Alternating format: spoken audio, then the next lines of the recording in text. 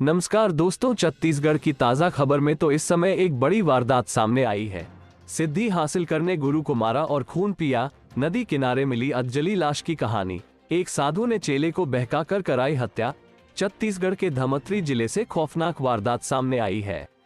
यहाँ एक युवक ने अपने गुरु की हत्या कर दी और उसका खून पी लिया। आरोपी ने इसलिए ऐसा किया क्योंकि उसे किसी दूसरे साधु ने बताया था कि ऐसा करने से उसे अपनी गुरु की सारी सिद्धि हासिल हो जाएगी। आरोपी ने हत्या कर शव को नदी किनारे छोड़ दिया था। मामला जिले के करेली बड़ी चौकी क्षेत्र का है। एक दिन पहले ही अधेड़ उम्र के शख्स की लाश मिली थी।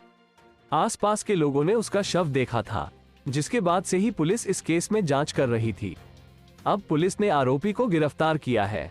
आरोपी रौनक छाबड़ा ने बताया कि गरियाबंद जिले के नवापारा के रहने वाले 50 वर्षीय बसंत साहू की हत्या उसने किसी साधु के कहने पर की थी। वो बसंत के साथ ही तंत्र मंत्र सीखता था। आरोपी उसे गुरु भी मानता था। एसपी प्रशांत ठाकुर ने बताया कि ये हत्या तंत्र मंत्र के चक्कर में हुई है। उन्होंने बताया कि आरोपी ने पूछताछ में अपना गुनाह कबूल कर लिया है।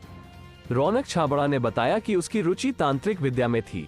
आरोपी ने सिद्धि प्राप्त करने के लिए किसी साधु के कहने पर अपने ही गुरु बसंत साहू को मारकर उसका खून पिया और सबूत नष्ट करने के लिए उसे जलाने की कोशिश की। हालांकि शव पूरी तरह से नहीं जला। राहगीरों को जब इसकी जानकारी मिली तो अधजली लाश को पुलिस ने पोस्टमार्टम के लिए अस्पताल भिजवाया। पुलिस से मिली जानकारी के मुताबिक एक दिन पहले करेली बड़ी चौकी के लोमश ऋषि आश्रम पैरी नदी के किनारे नवापारा निवासी बसंत साहू की अधजली लाश मिली थी। सबूत के आधार पर रौनक छाबड़ा को गिरफ्तार कर लिया गया। रौनक ने तांत्रिक सिद्धि के लिए बसंत साहू को अपना गुरु बनाया था। दोनों काफी दिनों से तांत्रिक सिद्धियां पाने के लिए पूजा पाठ और कई क्रियाएं कर रहे थे। वहीं 31 जनवरी की रात भी दोनों बुनी गांव के सुनसान इलाके में पहुंचे। यह इलाका शमशान घाट के पास ही है। दोनों ने शराब पी और तांत्रिक क्रियाओं में जुट गए, लेकिन 31 जनवरी को रौनक किसी और इरादे से पहुंचा था।